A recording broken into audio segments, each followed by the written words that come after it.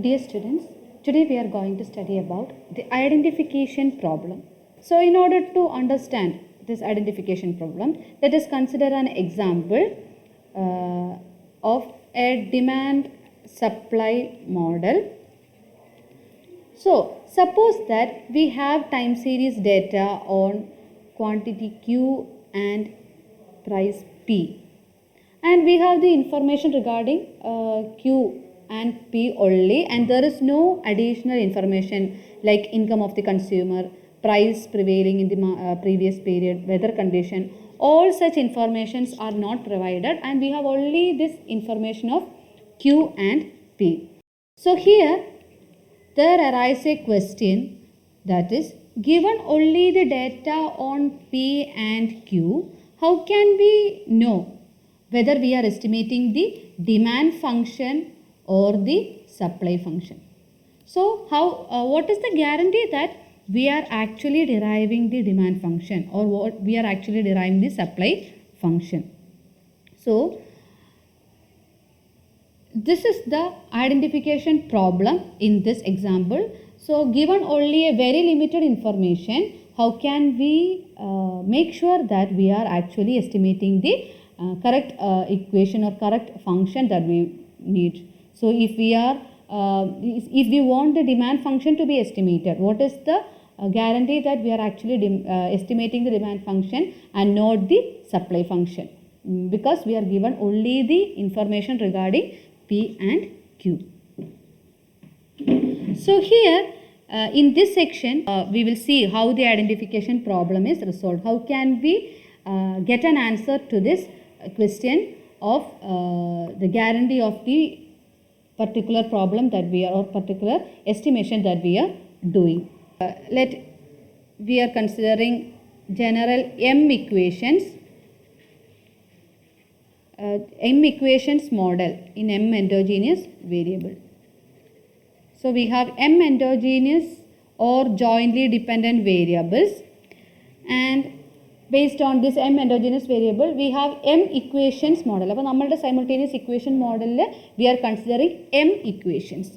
Okay, so let us write each equation.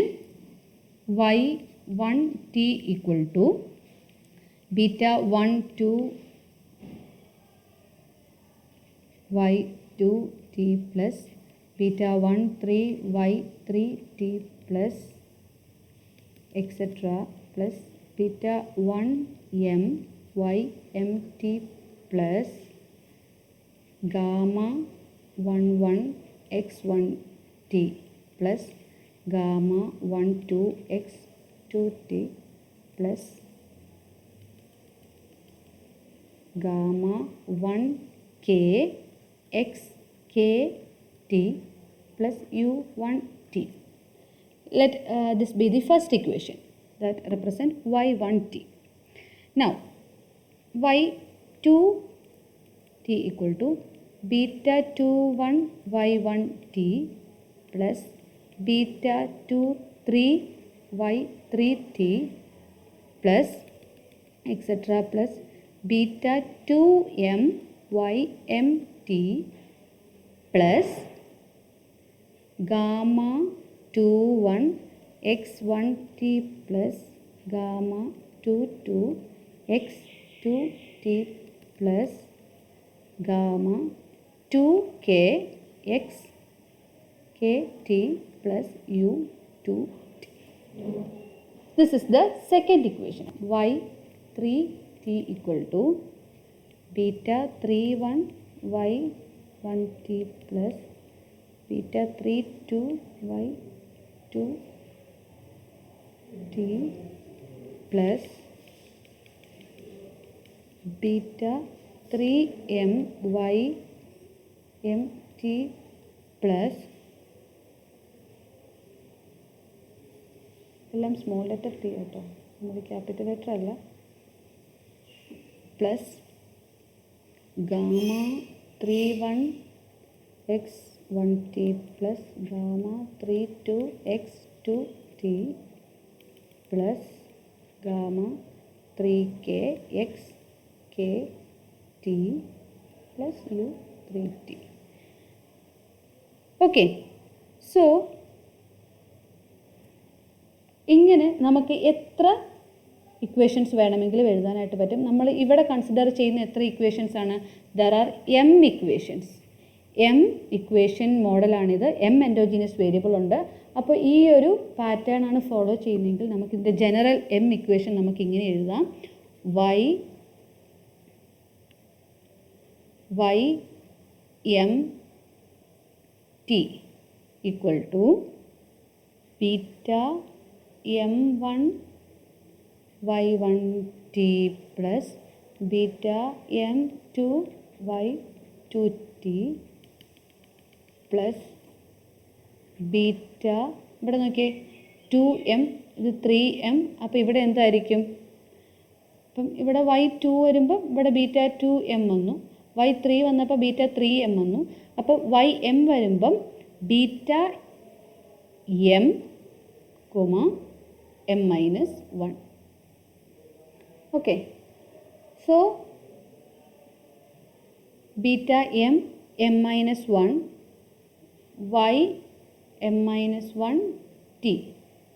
അതായത് ഈ എമ്മിൻ്റെ വാല്യൂ തന്നെയാണ് ഇവിടെ വൈയുടെ കൂടെയും വരുന്നത്. അപ്പം beta m m minus 1 y m minus 1 t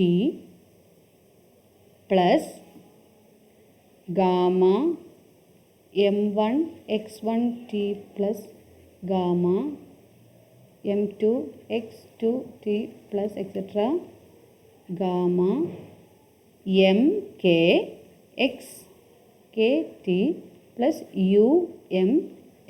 So this is the general equation. Let it be one general m equation. അപ്പോൾ എത്ര എൻഡോജീനിയസ് വേരിയബിൾസ് ഉണ്ടെങ്കിലും നമുക്ക് ഇപ്പം 2 എണ്ണമാണെങ്കിൽ എമ്മിന് നമ്മൾ 2 കൊടുക്കുന്നു, b21 ബീറ്റ 21 വരുന്നു, ബീറ്റ 22 വരുന്നു, അങ്ങനെ നമ്മൾ y1ഉം y2ഉം കണ്ടുപിടിക്കുന്നു.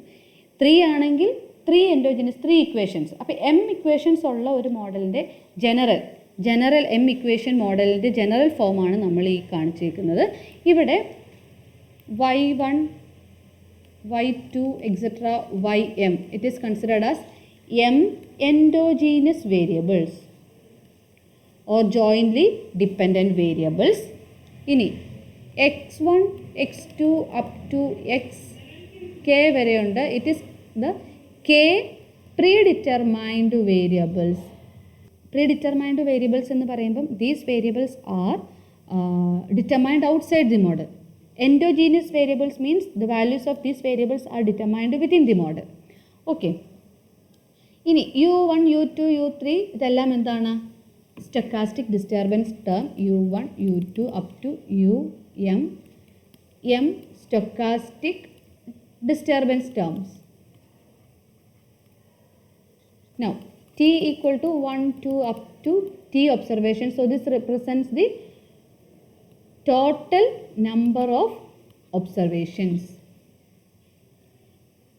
Then betas എന്താണ്? ബീറ്റാസ് എന്ന് പറയുന്നത് എൻഡോജീനിയസ് വേരിയബിളിൻ്റെ കോയിഫിഷ്യൻസ് ആണ്. അതായത് നമ്മളുടെ y വേരിയബിൾസ് ആണ് ഇവിടെ എൻഡോജീനിയസ് വേരിയബിൾ. y വേരിയബിൾസിൻ്റെ കോയിഫിഷ്യൻ്റ് ആയിട്ടാണ് നമ്മൾ ബീറ്റാസിനെ ആഡ് ചെയ്യുന്നത്. അപ്പോൾ ബീറ്റാസ് എന്ന് പറയുന്നത് endogenous വേരിയബിളിൻ്റെ coefficients.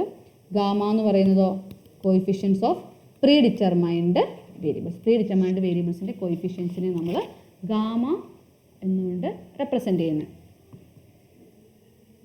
Okay, now as our first equation നമ്മളുടെ ജനറൽ m ഇക്വേഷൻ മോഡലിൽ നമുക്ക് കാണാൻ പറ്റും.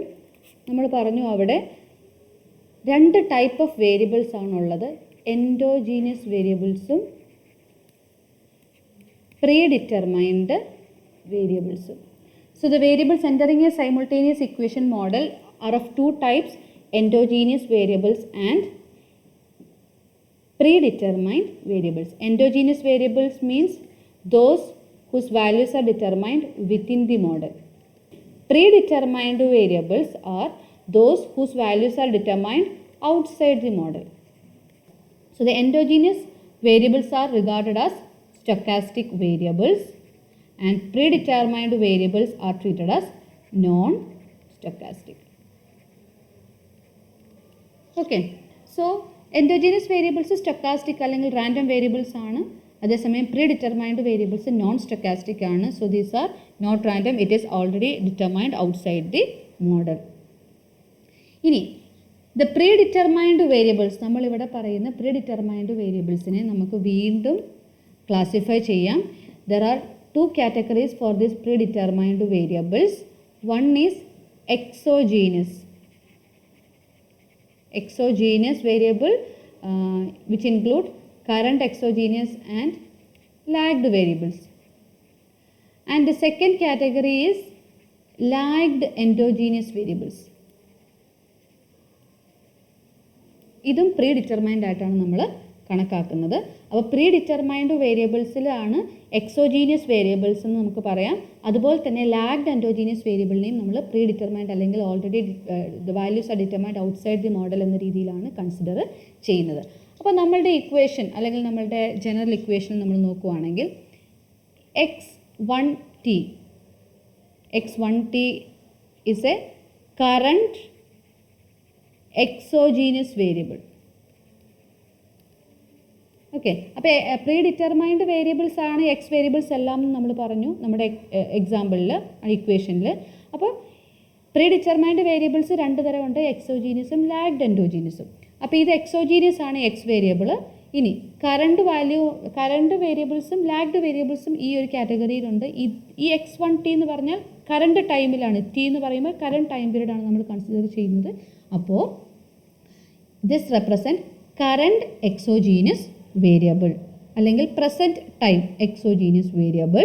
ഇനി x1t-1 ആണെങ്കിൽ it is lagged exogenous variable with a lag of 1 time period. t-1 എന്നുള്ള ഒരു ടൈം പീരീഡിൽ ലാഗ്ഡ് ആയിട്ടുള്ള എക്സോജീനിയസ് വേരിയബിൾ ആയതുകൊണ്ട് x1t-1 എന്ന് പറയുന്നത്.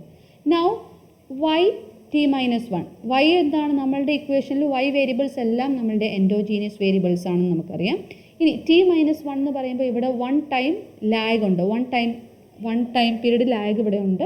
അപ്പോൾ y(t-1) ശരിക്കും ഒരു ലാഗ്ഡ് എൻഡോജീനിയസ് വേരിയബിൾ ആണ്. Okay, y(t-1) is a lagged endogenous variable with a lag of 1 time period. And since the value of y1t-1 വേരിയബിളിൻ്റെ value it is known at the current time. Current ടൈമിൽ വരുമ്പം ഇത് ഒരു വർഷം ലാഗുള്ള value ആണ്. അപ്പോൾ current ടൈമിൽ ഈ വാല്യൂ നോൺ വാല്യൂ ആണ് അല്ലേ. So y1t-1 value is known at the current time t എന്ന് പറഞ്ഞ കറണ്ട് ടൈമിൽ ഈ ഒരു y1t-1ൻ്റെ വാല്യൂ നമുക്ക് നോൺ വാല്യൂ ആണ്. അതുകൊണ്ട് തന്നെ it is considered as non stochastic. So this is considered as A non stochastic variable. അതുകൊണ്ടാണ് നമ്മൾ ഇതിനെ ഒരു പ്രീ ഡിറ്റർമൈൻഡ് വേരിയബിൾസിൻ്റെ കാറ്റഗറിയിൽ ഉൾപ്പെടുത്തുന്നത്. Okay, so this shows the classification of predetermined variables into current exogenous and lagged exogenous as one category and lagged endogenous variables as the second category. And it is up to the model builder to specify or to decide which variables are endogenous and which are predetermined. So we know that the non-economic variables like temperature, rainfall, ഇങ്ങനെയുള്ള non-economic variables എല്ലാം clearly these variables are exogenous അല്ലെങ്കിൽ predetermined variables ആണ്. But the model builder or the researcher have to specify the economic variables clearly as endogenous or predetermined variables. Okay, now the equation that we have derived, ഈ ഒരു ഇക്വേഷനെ നമ്മൾ പറയും structural equation. Structural equation or behavioral equation. So the equation, we know that there are different equations, y1, y2, y3 ഇങ്ങനെ m number of equations വെച്ചിട്ടാണ് നമ്മൾ ഈ ഒരു general equation constitute ചെയ്തത്. അപ്പോൾ ഈ ഒരു ഇക്വേഷൻസിനെ നമ്മൾ പറയും സ്ട്രക്ചറൽ ഇക്വേഷൻസ് അല്ലെങ്കിൽ behavioural equations, because this will portray the structure of an economy or the behavior of an economic agent.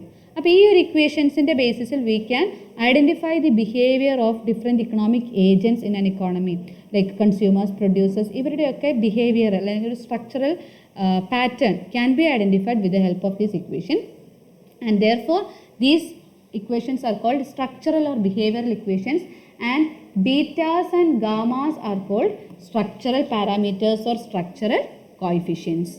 Okay, so from these structural equations one can solve for the m endogenous variables and derive the reduced form equations. So using this structural equation or from this structural equation it is possible that we can solve for m endogenous variable. നമുക്കിവിടെ m endogenous variable ഉണ്ട്. So we can solve this endogenous variable and we can derive the reduced form equations. അപ്പോൾ ഈ ഒരു structural form ഇക്വേഷൻസിൽ അല്ലെങ്കിൽ structural ഇക്വേഷൻസിൽ നിന്നും നമുക്ക് reduced equations, reduced form equations derive ചെയ്യാനായിട്ട് പറ്റും. അതുമായിട്ട് അസോസിയേറ്റ് ചെയ്ത് നിൽക്കുന്ന കോയിഫിഷ്യൻസിനെ നമ്മൾ റെഡ്യൂസ്ഡ് ഫോം കോയിഫിഷ്യൻസ് എന്നും പറയും. അപ്പോൾ ഒരു റെഡ്യൂസ്ഡ് ഫോം ഇക്വേഷൻ എന്നതുകൊണ്ട് നമ്മൾ മനസ്സിലാക്കുന്നത് ഇതാണ്. Reduced form equation means the equation that expresses an endogenous variable solely in terms of predetermined variables. അതായത് ഒരു ഇക്വേഷനെ റെഡ്യൂസ്ഡ് ഫോം ഇക്വേഷൻ എന്ന് വിളിക്കുമ്പം ആ ഇക്വേഷൻ ഒരു എൻഡോജീനിയസ് വേരിയബിളിനെ പ്യുവർലി അല്ലെങ്കിൽ solely in terms of predetermined variables and stochastic disturbance term, ഈ രണ്ട് വേരിയബിൾസിലും നമുക്ക് ഈ എൻഡോജീനിയസ് വേരിയബിളിനെ എക്സ്പ്രസ് ചെയ്യാൻ പറ്റിയാൽ അതിനെ നമ്മൾ റെഡ്യൂസ്ഡ് ഫോം ഇക്വേഷൻ എന്ന് പറയും. അപ്പോൾ നമ്മുടെ റെഡ്യൂസ്ഡ് ഫോം ഇക്വേഷനിൽ നമ്മുടെ endogenous variable fully depending upon the or fully represented, expressed in terms of our predetermined variable and stochastic disturbances. അങ്ങനെയുള്ള ഇക്വേഷൻ. അപ്പോൾ നമ്മുടെ സ്ട്രക്ചറൽ ഫോം ഇക്വേഷനിൽ നമുക്കറിയാം എൻഡോജീനിയസ് വേരിയബിളിനെ പ്രീഡിറ്റർമൈൻഡ് വേരിയബിളും എൻഡോജീനിയസ് വേരിയബിൾസും അവിടെ ഉണ്ട്. എന്നാൽ റെഡ്യൂസ്ഡ് ഫോം ഇക്വേഷനിലോട്ട് നമ്മൾ കൊണ്ടുവരുമ്പം അവിടെ നമ്മുടെ എൻഡോജീനിയസ് വേരിയബിളിനെ പ്യുവർലി പ്രീഡിറ്റർമൈൻഡ് വേരിയബിൾസിൻ്റെയും സ്റ്റൊക്കാസ്റ്റിക് എറർ ടേമിൻ്റെയും ടേംസിൽ നമുക്ക് റെപ്രസെൻറ്റ് ചെയ്യാനായിട്ട് സാധിക്കും. So in order to illustrate this conversion of structural equations into reduced form equations, let us consider an example. So consider the Keynesian model of income determination.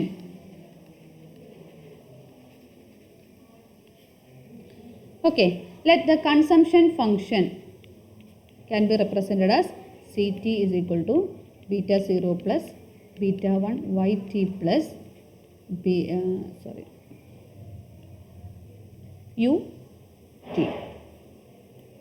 0 less than beta 1. Beta 1 lies between 0 and 1. And income identity can be represented as yt is equal to ct plus it. So income identity shows that it is a combination of consumption and investment. So here C and Y are endogenous variables. Okay, C and Y are endogenous variables. And investment I is considered as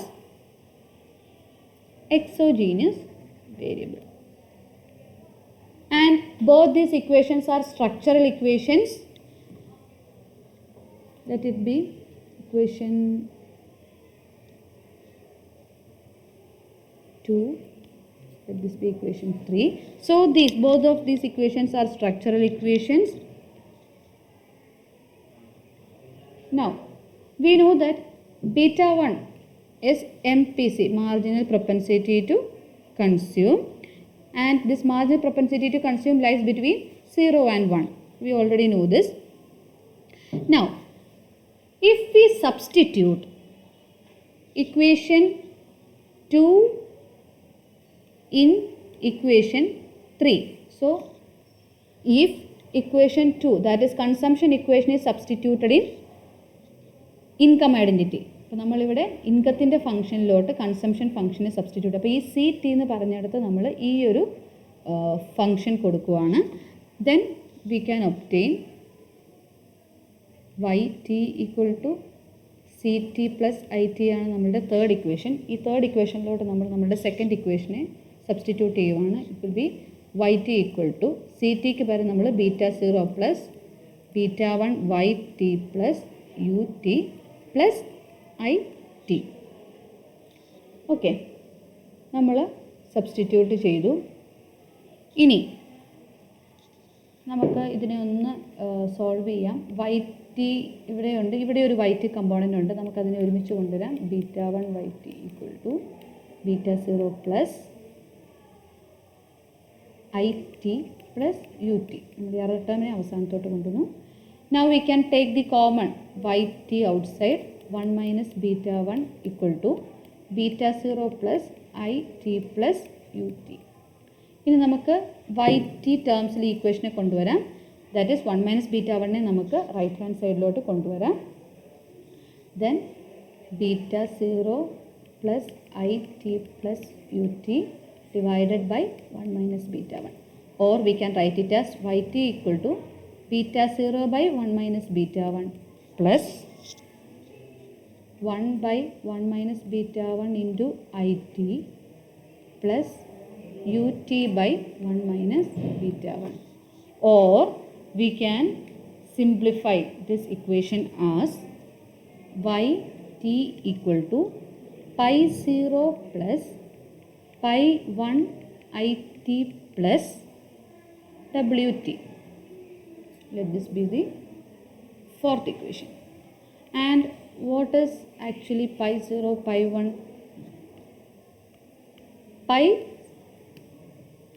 Pi 0 implies β0 by 1 minus β1. ഈ ഒരു കമ്പോണൻറ്റിനെയാണ് നമ്മൾ pi 0 എന്ന് substitute ചെയ്തത്.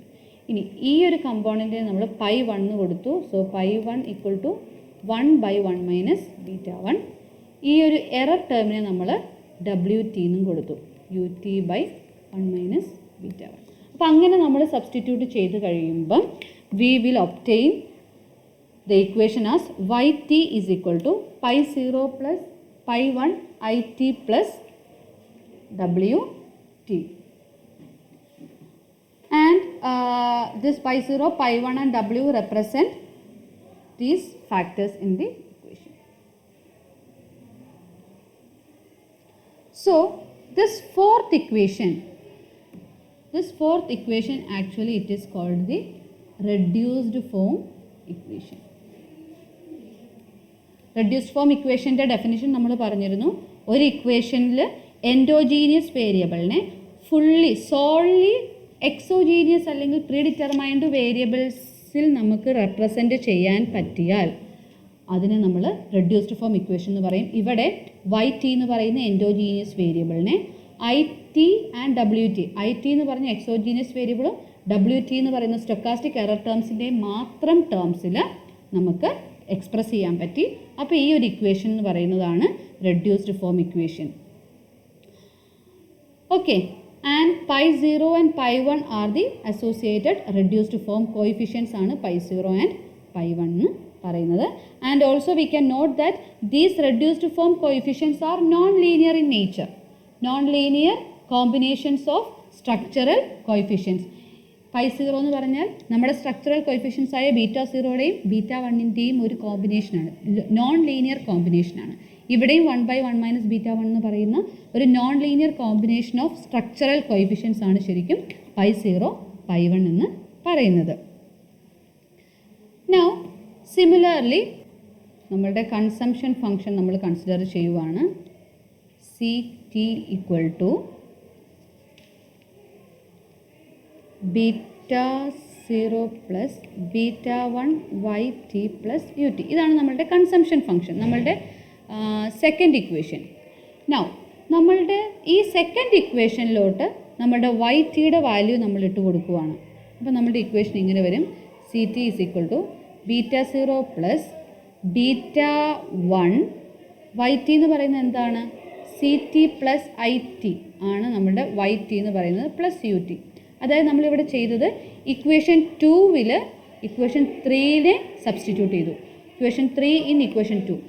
Now Ct equal to beta 0 plus beta 1 Ct plus beta 1 It plus Ut, or Ct minus beta 1 Ct equal to beta 0 plus beta 1 It plus Ut. ഇനി നമുക്ക് ഇവിടെ Ct common ആണ്, അപ്പം Ct into 1 minus beta 1 equal to beta 0 plus beta 1 It plus Ut. And now we can represent the consumption function as beta 0 by 1 minus beta 1 plus beta 1 by 1 minus beta 1 into It plus Ut by 1 minus beta 1. Or we can reduce this equation into the form C equal to pi 2 plus pi 3 It plus Wt. Okay, നേരത്തെ പോലെ തന്നെ ഇവിടെ consumption ഫംഗ്ഷനെയും നമ്മൾ reduced form ഇക്വേഷനായിട്ട് represent ചെയ്തു. And pi 2 എന്ന് പറഞ്ഞാൽ ഈ beta 0 by 1 minus beta 1നെ നമ്മൾ പൈ 2 എന്ന് റെപ്രസെൻറ്റ് ചെയ്തു. ബീറ്റ 1 ബൈ 1 മൈനസ് ബീറ്റ 1നെ നമ്മൾ പൈ 3 എന്ന് റെപ്രസെൻറ്റ് ചെയ്തു. ut ബൈ 1 മൈനസ് ബീറ്റ 1, നേരത്തെ ഇക്വേഷനിലും ut ബൈ 1 മൈനസ് ബീറ്റ 1 തന്നെയായിരുന്നു നമ്മുടെ ടേം, Wt ആയിട്ട് നമ്മൾ റെപ്രസെൻറ്റ് ചെയ്തു. So here this consumption function is represented as reduced form equation because this endogenous consumption variable is expressed purely in terms of the exogenous variable and the stochastic disturbance term. So we have derived the reduced form equations. ഇനി നമ്മുടെ reduced form coefficients pi 0, pi 1, pi 2, pi 3 ഇതാണ് നമ്മുടെ reduced form coefficients. അപ്പോൾ നമ്മളുടെ income ഇക്വേഷനും കൂടെ നമുക്കിവിടെ ഒന്നുകൂടി ഒന്ന് എഴുതാം. Yt is equal to pi 0 plus pi 1 It plus Wt. ഇതായിരുന്നു നമ്മുടെ ഇൻകം റെഡ്യൂസ്ഡ് ഫോം ഇക്വേഷൻ. ഇത് നമ്മുടെ കൺസംഷൻ ഇക്വേഷൻ. നമ്മൾ രണ്ടിനെയും റെഡ്യൂസ്ഡ് ഫോം ഇക്വേഷൻസ് ആയിട്ട് റെപ്രസെൻറ്റ് ചെയ്തു. അപ്പോൾ ഇവിടെ പൈ 0, പൈ 1, പൈ 2, പൈ 3 ഇത് നാലുമാണ് റെഡ്യൂസ്ഡ് ഫോം കോയിഫിഷ്യൻസ് എന്ന് പറയുന്നത്. And here coefficients like pi 1 and pi 3, these coefficients are called impact multipliers or short run multipliers. Why is it called so? Because these coefficients measure the immediate impact of the endogenous variable of a unit change in the value of exogenous variable. അതായത് IT investment എന്ന് പറയുന്ന exogenous variable ഒരു unit change ഉണ്ടാകുമ്പം അതിൻ്റെ impact കൺസംഷനിൽ എങ്ങനെ വരുന്നു, അല്ലെങ്കിൽ അതിൻ്റെ impact ഇൻകത്തിൽ എങ്ങനെ വരുന്നു എന്നുള്ള എഫക്റ്റ് കാണിക്കുന്നതാണ് ഈ പൈ 1, പൈ 3 എന്ന് പറയുന്ന കോയിഫിഷ്യൻസ്. അതുകൊണ്ടാണ് അതിനെ impact or short run multipliers എന്ന് പറയുന്നത്. So these measures the immediate impact of A unit change in the exogenous variable.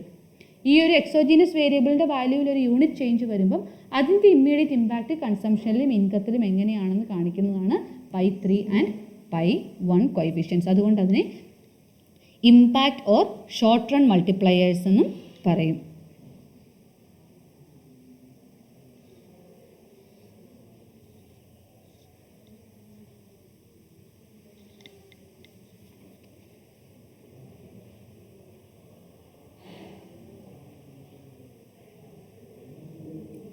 Okay, now here we can notice one thing, that is, since this reduced form coefficients can be obtained by usual OLS method.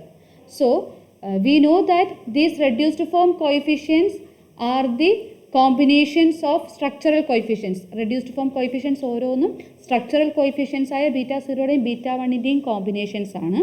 അപ്പോൾ reduced form coefficients നമുക്ക് OLS method വഴി കണ്ടുപിടിക്കാൻ പറ്റുമെങ്കിൽ there is every possibility that the structural coefficients can be retrieved from the reduced form coefficients. അപ്പോൾ reduced form coefficients OLS method വഴി നമ്മൾ കണ്ടുപിടിച്ചാൽ ആ reduced form coefficientsൽ നിന്നും സ്ട്രക്ചറൽ കോയിഫിഷ്യൻസിലേക്ക് നമുക്ക് എത്താനായിട്ട് സാധിക്കും, അല്ലെങ്കിൽ നമുക്ക് റിട്രൈവ് ചെയ്യാനായിട്ട് സാധിക്കും എന്ന ഒരു പോസിബിലിറ്റിയും നമുക്കിവിടെ കാണാനായിട്ട് സാധിക്കും. Okay, now based on all these examples we can explain the identification problem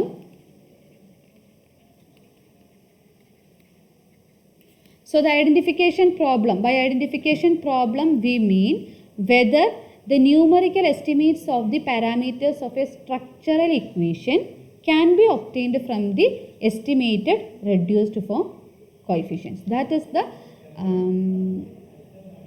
identification problem that we mean. So by identification problem what we mean is that whether നമ്മളുടെ സ്ട്രക്ചറൽ ഇക്വേഷൻ്റെ കോയിഫിഷ്യൻസ് അല്ലെങ്കിൽ സ്ട്രക്ചറൽ ഇക്വേഷൻ്റെ parameters ഉണ്ട്, structural equation parameters ഉണ്ട്. ഈ പാരാമീറ്റേഴ്സിൻ്റെ numerical values can be obtained from the estimated reduced form coefficients. അപ്പോൾ നമ്മുടെ റെഡ്യൂസ്ഡ് ഫോം കോയിഫിഷ്യൻസ് നമ്മൾ എസ്റ്റിമേറ്റ് ചെയ്യുന്നു. ആ റെഡ്യൂസ്ഡ് ഫോം കോയിഫിഷ്യൻസിൻ്റെ എസ്റ്റിമേറ്റഡ് വാല്യൂവിൽ നിന്നും can we determine the numerical estimates of the parameters of the structural equation. അപ്പോൾ structural equation പാരാമീറ്റേഴ്സിൻ്റെ ന്യൂമറിക്കൽ എസ്റ്റിമേറ്റ്സ് നമുക്ക് ഒബ്റ്റെയിൻ ചെയ്യാൻ പറ്റുമോ from the estimated reduced form coefficients. ഇതാണ് ഐഡൻറ്റിഫിക്കേഷൻ പ്രോബ്ലം എന്നതുകൊണ്ട് നമ്മൾ മീൻ ചെയ്യുന്നത്. അങ്ങനെ നമുക്ക് റെഡ്യൂസ്ഡ് ഫോം കോയിഫിഷ്യൻസിൻ്റെ എസ്റ്റിമേറ്റഡ് റെഡ്യൂസ്ഡ് ഫോം കോയിഫിഷ്യൻസിൽ നിന്നും സ്ട്രക്ചറൽ ഇക്വേഷൻ പാരാമീറ്റേഴ്സിൻ്റെ ന്യൂമറിക്കൽ എസ്റ്റിമേറ്റ്സ് ഒബ്റ്റെയിൻ ചെയ്യാൻ പറ്റുമെങ്കിൽ we say that the particular equation is identified. ആ ഒരു പർട്ടിക്കുലർ ഇക്വേഷൻ ഐഡൻറ്റിഫൈഡ് ആണെന്ന് നമ്മൾ പറയും. If this is not possible, if we cannot obtain the numerical estimates of the parameters of structural coefficients from the reduced form coefficients, then we say that the equation is unidentified or under identified. So this is the meaning of identification problem. So an identified equation, അപ്പോൾ നമ്മൾ പറഞ്ഞു reduced form coefficients നമ്മൾ estimate ചെയ്യുന്നു. അങ്ങനെ estimate ചെയ്യുന്ന reduced form കോയിഫിഷ്യൻസിൽ നിന്നും if we are able to obtain the numerical estimates of the parameters of structural equation, then that particular equation is considered as identified എന്ന് നമ്മൾ പറഞ്ഞു.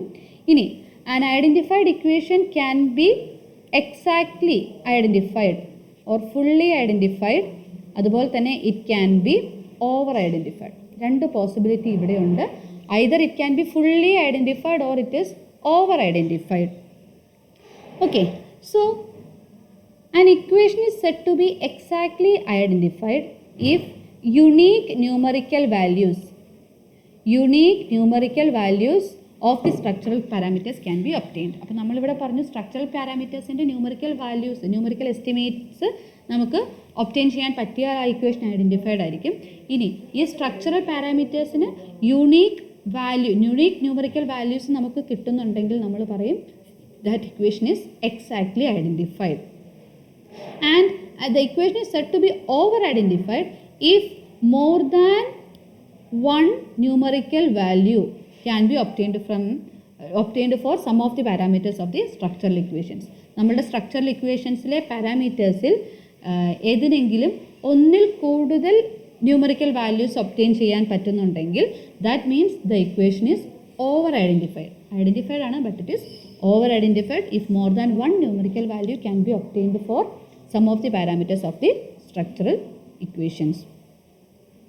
So the identification problem arises because different sets of structural coefficients may be compatible with same set of data. അതാണ് ഈ identification problem വരുന്നതിൻ്റെ ഒരു കാരണമായിട്ട് പറയുന്നത്. Different sets of structural coefficients is there. അപ്പോൾ ഈ പല സെറ്റ് ഓഫ് സ്ട്രക്ചറൽ കോയിഫിഷ്യൻസും സെയിം സെറ്റ് ഓഫ് ഡേറ്റയോട് യോജിച്ചു പോകുന്നതാണ്. അതുകൊണ്ടാണ് ഐഡൻറ്റിഫിക്കേഷൻ പ്രോബ്ലം അവിടെ ഉണ്ടാവുന്നത്. So this is the basic introduction regarding the identification problem. Thank U.